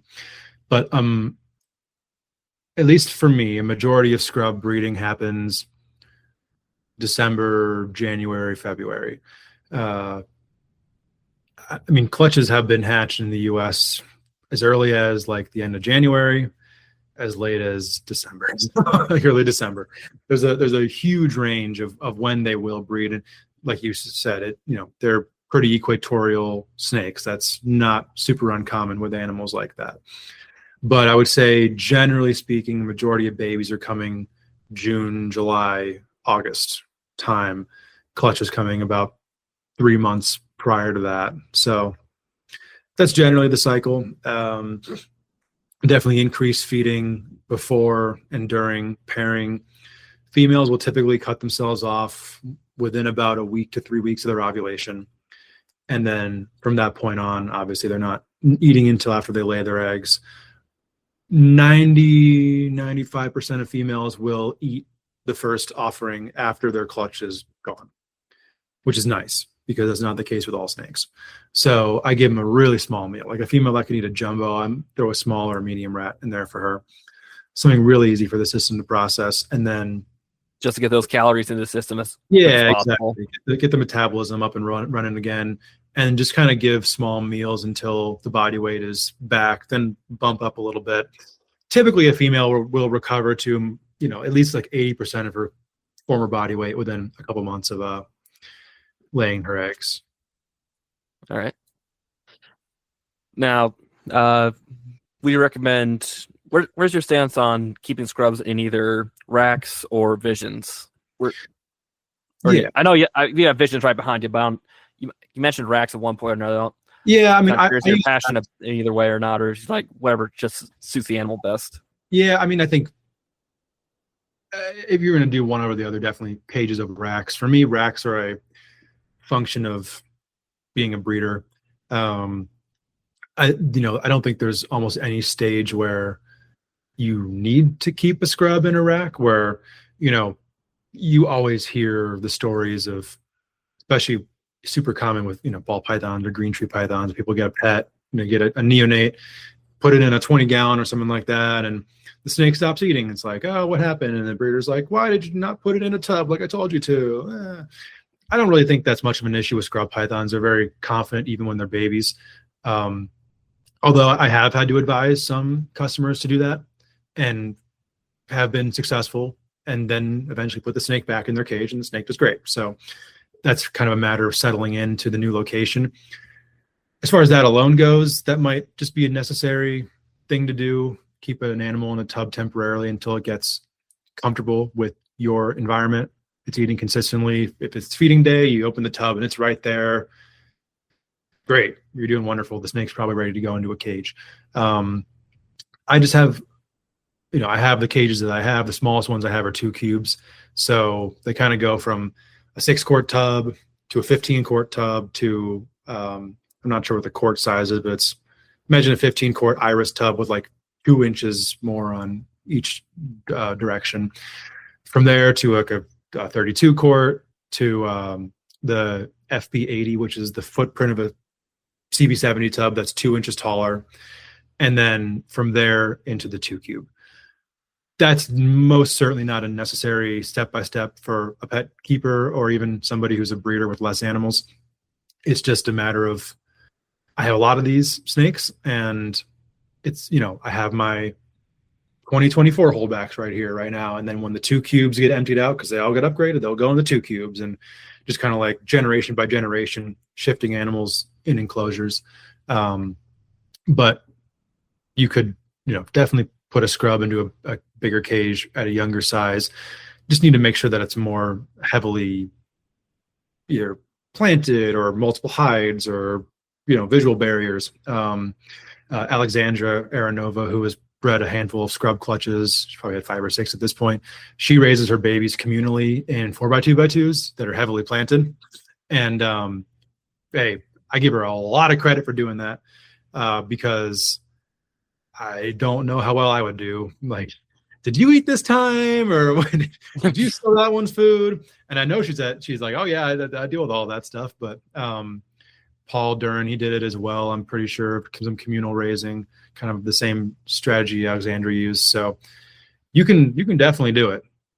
I don't discourage people from putting their scrubs into cages early on, but then I let them know, like, it's not working.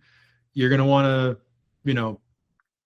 to, cut your losses sooner than later and get that animal back in a tub, get it back on food, and then put it back in the cage in a few months. So, and then they're so much more enjoyable in cages. They're out, they're looking at you, they're doing their scrub thing. You can't appreciate that in a tub. So the tubs for me are, they're a utility. They're not the goal. Yeah. I was going to say, how important do you think vertical spaces for scrubs? It's not as important as horizontal space, but they'll use it. Especially males. Females seem to be a little bit more of like, I have my spot here and I have my spot here, and I kind of go from spot to spot. Where males, especially during breeding season, but really year round, they'll be much more active in their enclosures. So, and I also, we can get into it if you want. I generally think that male scrubs are better for pets. If someone wants one pet, I usually recommend them to get a male for a number of reasons. But if you have a pet male scrub python, you want to give them an 8x3x4, man, do it. They'll use it. So, all right, definitely consider that. Yeah, I do want to keep more scrubs someday. Maybe I was actually just this is conversation. Maybe hop on Morph Market, look at the market real quick, see what's available. But yeah, I never view myself as being someone who does keep a large collection of them. Maybe like a pair or two pairs of a variety of some time. But yeah, I definitely would love to have those really big, almost zoo size exhibits with form. So no doubt. I just think it'd be really cool. But yeah, 100%. Yeah. But I believe I heard you on another podcast saying that you kind of use scrubs as a good trainer for venomous, almost, in that you had to use hooks. I could be mixing up with someone else, but oh sure, no, I mean, I think I might have just been speaking about my own experience of having been quite ready to keep venomous from having to use a lot of hooks with scrubs. So yeah, no doubt. Just less about the way that they move and more about just being comfortable with a snake hook in your hand, having it be an extension of your arm. That's definitely the most important part. I mean, for keeping venomous, that's like having comfort with that hook is the most important thing you can have. And yeah, keeping scrub pythons definitely is a good way to become really comfortable with a snake hook. Okay. And would you, I could be mixing up with someone else. I think I heard you say that you don't view that many reptiles as beginner reptiles necessarily as someone's level of preparedness, like, so to speak. Sure. Yeah. So you wouldn't say like a scrub is basically barred off from beginners more or less, but more barred off from people who say have low effort or low financial ability to put into their animals, so to speak. Sure. And I think even less about the financial ability and more just about how much dedication are you going to put into it. Like I think Alexandra's first snake was a scrub python, the one that the female she ended up breeding multiple times. Like it's been done, but you have to be very much on board with what the entire experience is. A bite from a ball python and a bite from a scrub python are two very different things. But now these days there are lots of breeders and lots of captive bred babies to where what's nice about a scrub python in comparison to a berm or a retic, some of the other big snakes, they grow a lot slower.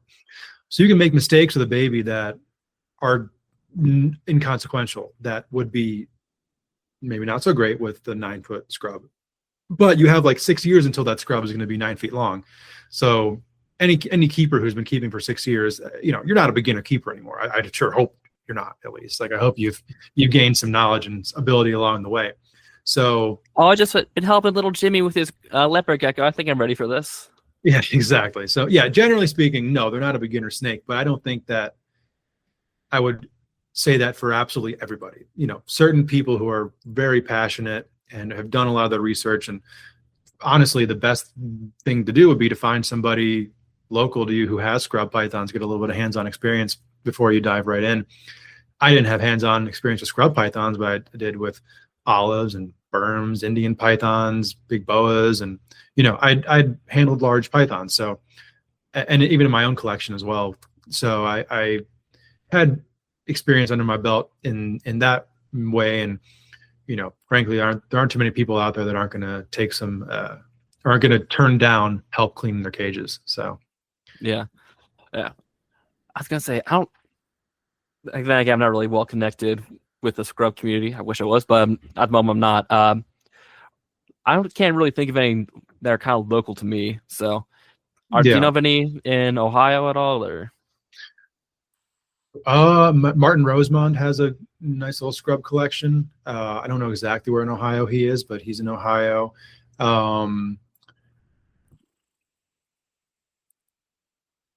Yeah, I can't think of anyone else off the top of my head in Ohio, but Martin's got Yes, some really badass scrubs. yeah. Reptile scene in Ohio is alive, but it's not exactly Chicagoland.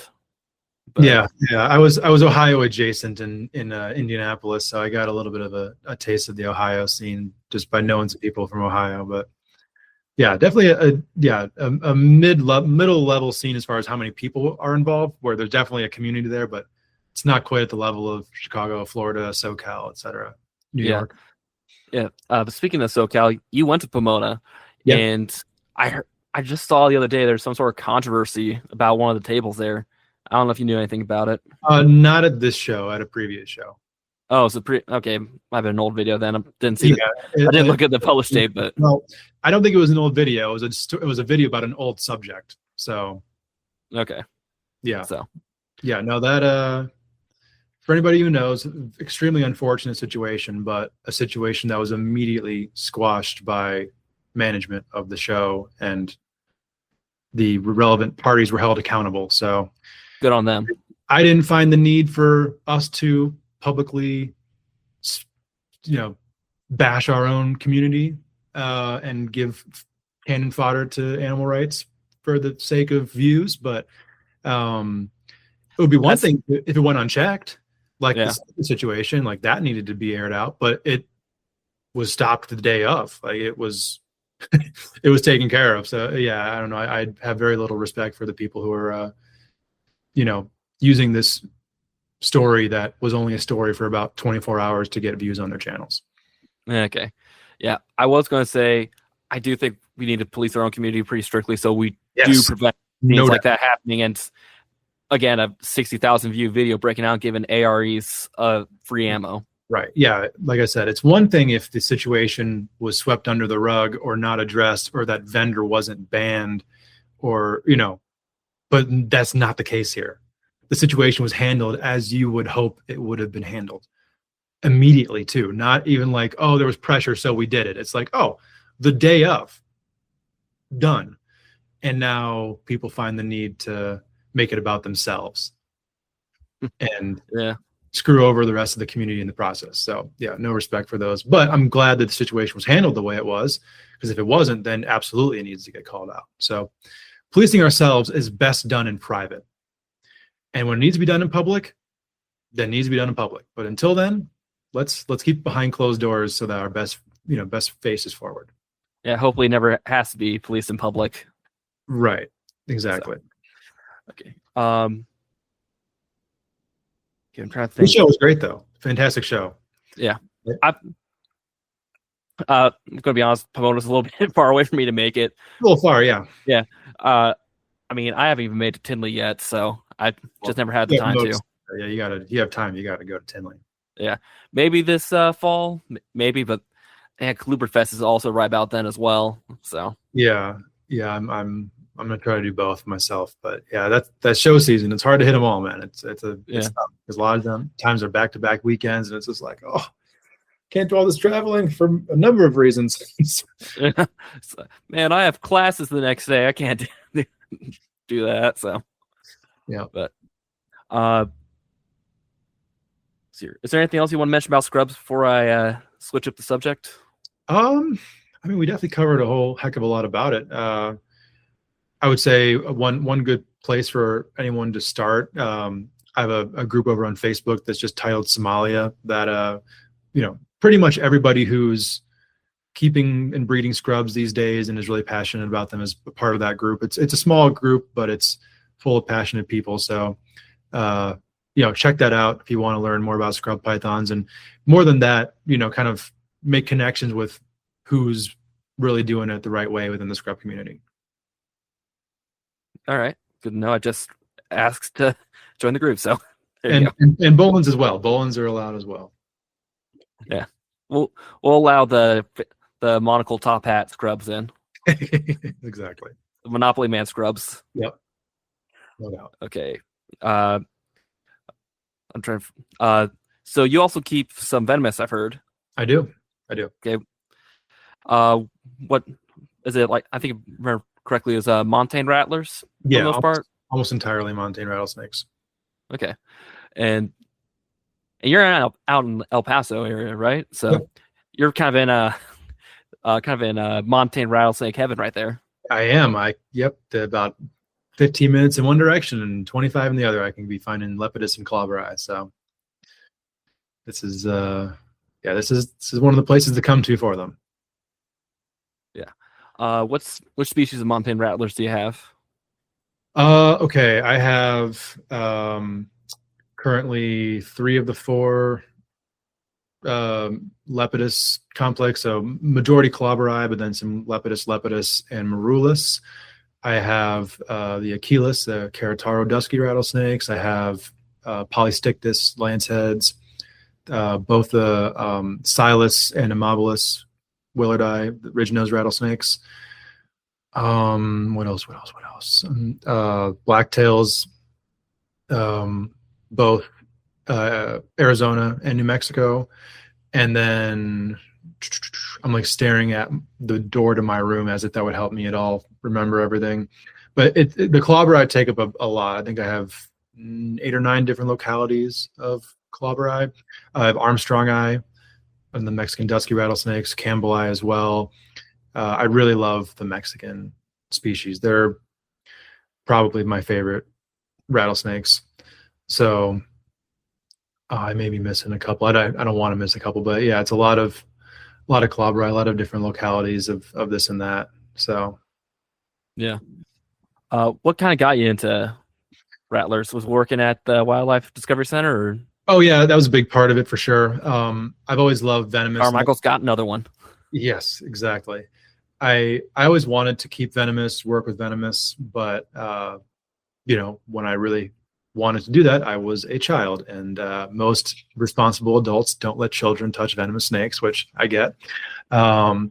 So yeah, I was watching way too much Steve Irwin to be trusted around a venomous snake when I was 7. So yeah, exactly. So yeah, at the Discovery Center, man, there was such an eclectic collection of venomous from decent rattlesnake collection, mambas, king cobras, bushmasters, Mangshan vipers, Jordan's vipers, eyelashes, a bunch of stuff. So it all really interested me, but man, it's kind of, like with the scrub pythons, all of the different species and localities of Montane rattlesnakes really, really grabbed me.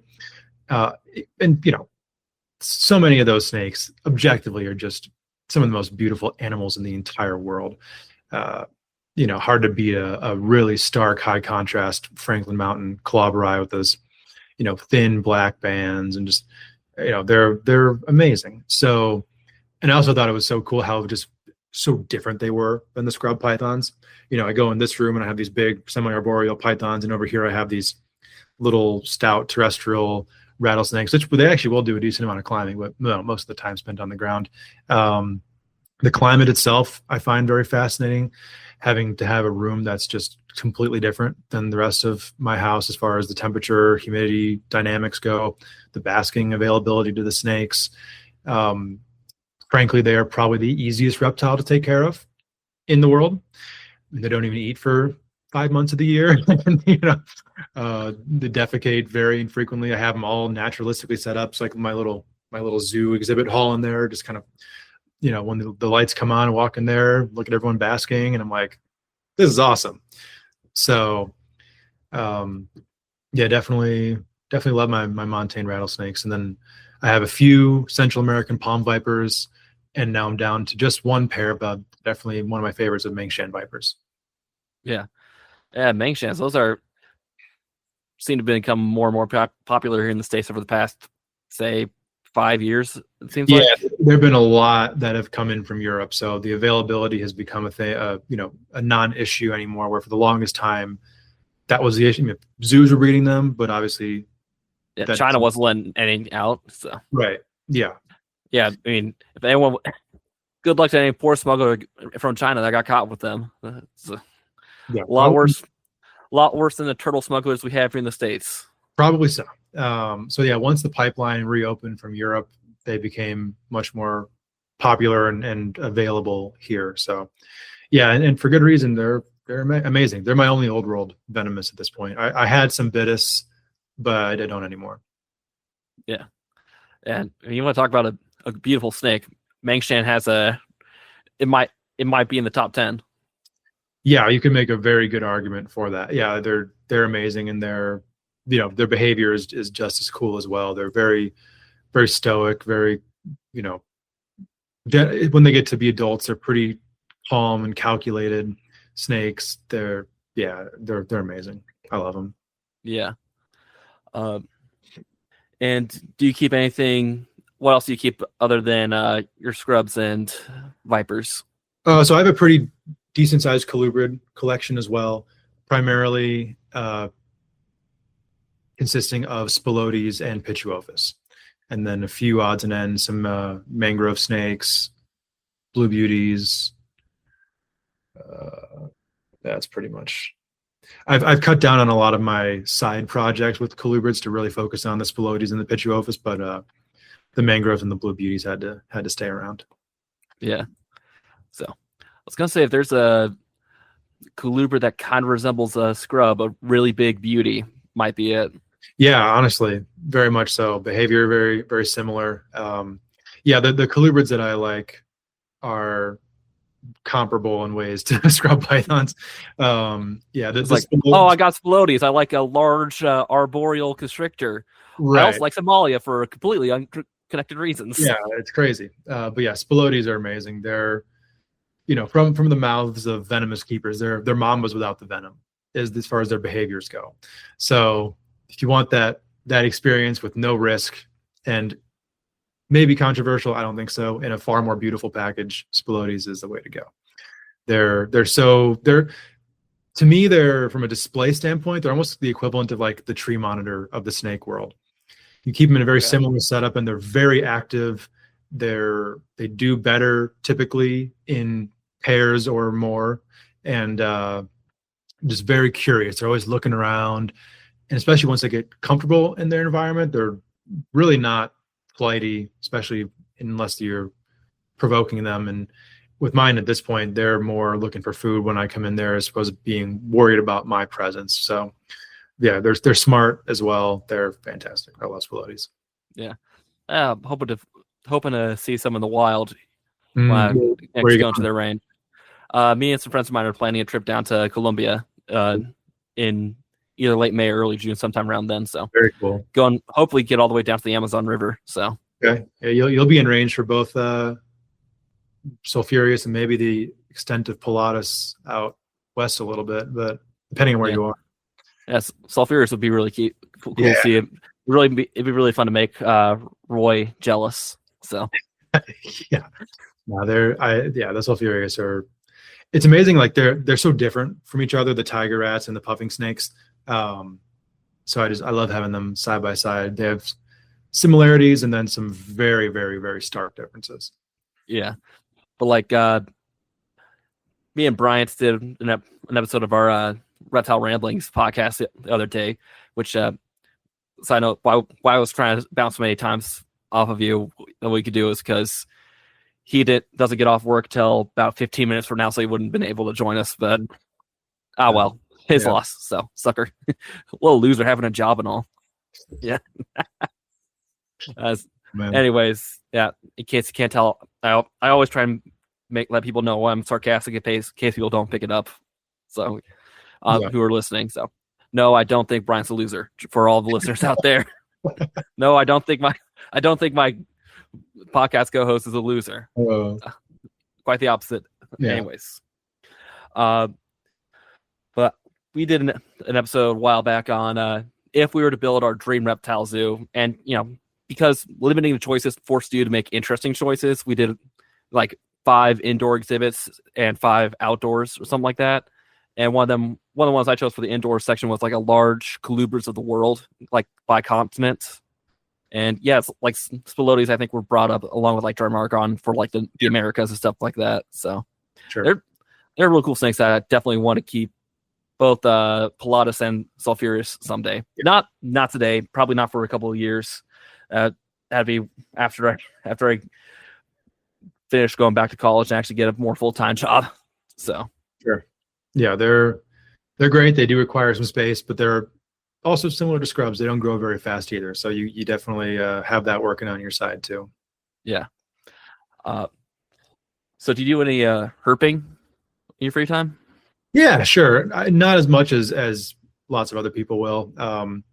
But yeah, I definitely will go out to the mountains here looking for primarily for rattlesnakes, but then whatever else may come about. A lot of lizards you'll see. And then, most of the time it really just revolves around like trips I'm going on, going to a show or whatever, one night, go herping with some friends around that area.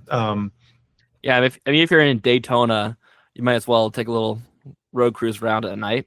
Yeah, no, very easy right there. I I really want to do Australia and then Indonesia, Papua when the time Gee, I is right. can't imagine why. Yeah, I bet everyone's shocked to hear that. So I've had opportunities here and there, just have not been able to make it work from a time standpoint and financial standpoint. But when the time is right, it'll happen. And just the prospect of leaving the animals for 2 to 3 weeks is a terrifying one. So that keeps me back more than probably almost anything. Yeah. So, and then switching from herping, you also host a podcast. I don't know if I mentioned the intro reel or not, but Yeah. I recently started listening to it. Kush's Corner. Mm-hmm. So what led you to get into podcasting? Oh man, honestly, the short answer is just being a huge fan of podcasts. One of my early mentors was Josh Beatty. Some of you guys might not know, he's a ball python guy from back in Chicago. He's been a little underground for the last few years, but he was one of the original reptile podcast hosts, kind of the second wave. Like Reptile Radio was like the original podcast, and then the Herpenation network came around, and he had a show called Royally Addicted, which was on that network. I'm trying to figure out what sort of snakes that might have been around. Yeah, right. So anybody who was anybody in ball pythons was on that show. And he was a fantastic host. So I kind of was introduced to the podcast world very directly, super early on. I'm not sure if it ever actually aired, but he did interview me when I was 12, I'm pretty sure, for the podcast, a brief one at Reptile Fest, like a 10-minute interview. So my first podcast guest appearance was almost 14 years ago. But then they just show up with a microphone sticking in your face and you're just like, I like turtles. Yeah, pretty much. But yeah, but Josh Deep, he kind of pushed me to, use my voice, and I appreciated that. He had me help him with a talk at that a Reptile Fest event as well about ball pythons, and intentionally did not let me prepare for it and didn't even tell me when I was going to talk. He just put the microphone. He's like, all right, now Steven's going to explain this. And I just, okay. So I started talking, and, it's like he threw me in the deep end, and I swam reasonably well, and then, once I was in high school, it's probably my freshman year when I discovered Morelia Python Radio, and I just listened to everything. The thing that was unfortunate back then about podcasting was the format, the availability. You kind of had to be like on a computer to listen to a podcast. But then once, like Apple Podcasts, I think it was still iTunes back then, came around, you can, free download it on your phone, listen to it on, or listen to them on the train on the way to and from school and in between classes and whatnot. I would listen to them in class if I was able to get away with it. But so, I would go crazy on all the Morelia Python Radio episodes. I would listen to the new ones every Tuesday, and then I would find old ones in the archive to download throughout the rest of the week.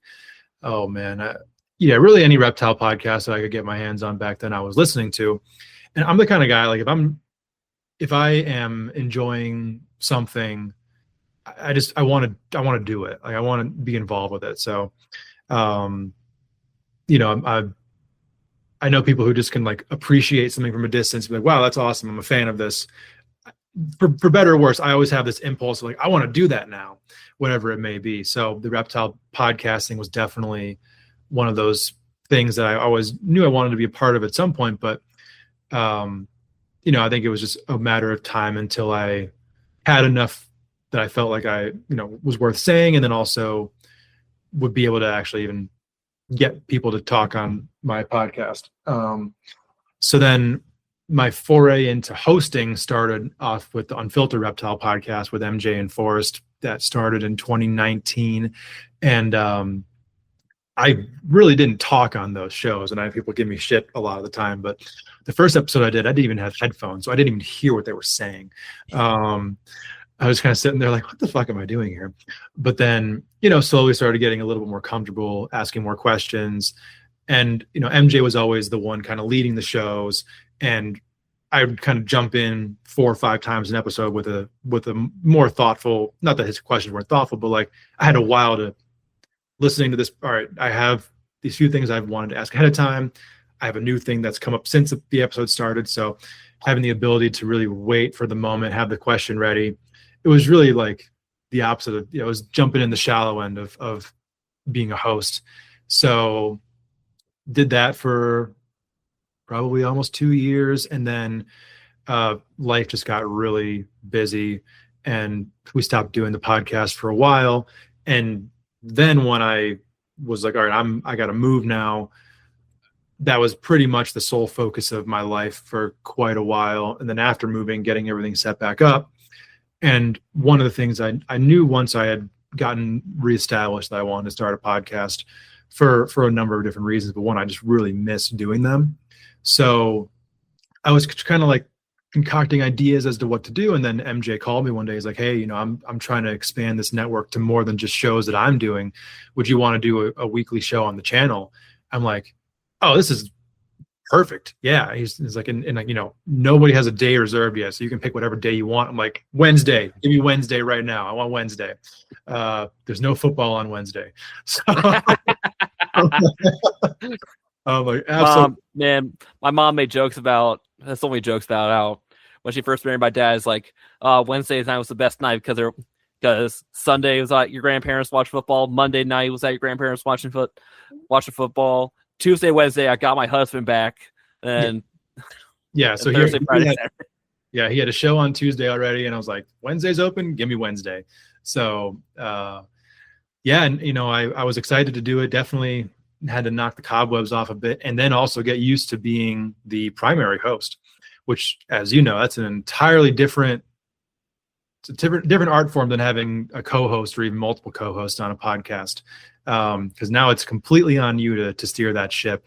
So the first like 10 episodes or so, I just talked to my friends, and they were still good episodes, but I'm like, I'm going to give myself an easy in here of interviewing people who I know, and then just branching out, interviewing people who I just was interested to hear about and, wanted to connect with. And almost 2 full years later now, I'm getting close to 100 episodes. So yeah, I've been loving it. It's a lot of fun.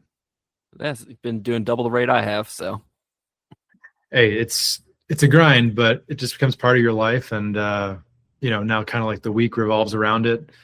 The most difficult part of it is just kind of like always having a new topic, a new guest like that. The consistency of it is obviously very important, but also the most difficult part. Once you get going, the episodes are usually the easiest part about it all. Yeah. All right. Well, we're getting close to the 2-hour mark. So where can people find you online? Oh yeah, a lot of places. I'm on Instagram at Scrub Shepherd, just my name, Steven Kush, on Facebook. And then my YouTube channel is Kush Reptile. It's where I do kind of like vlog style videos every week. As we just mentioned, I have a podcast on the Trap Talk Reptile Network every Wednesday night. It's called Kush's Corner. It's live, but then it's also available as a playback, both video and audio. So video on YouTube, audio, Spotify, Apple, Google, wherever. And then, as I shouted out earlier, the Simalia Facebook group for any scrub people, definitely check that out as well. And then for anybody who likes what I'm doing, I also recently launched a Patreon page. So it's patreon.com/KushReptile for kind of exclusive stuff that I'm not showing anywhere else, breeding updates, early access to animals that I make available, lots of other stuff. So you go check that out if you guys feel like it. So if you want some Arus, it had to pay the Patreon, right?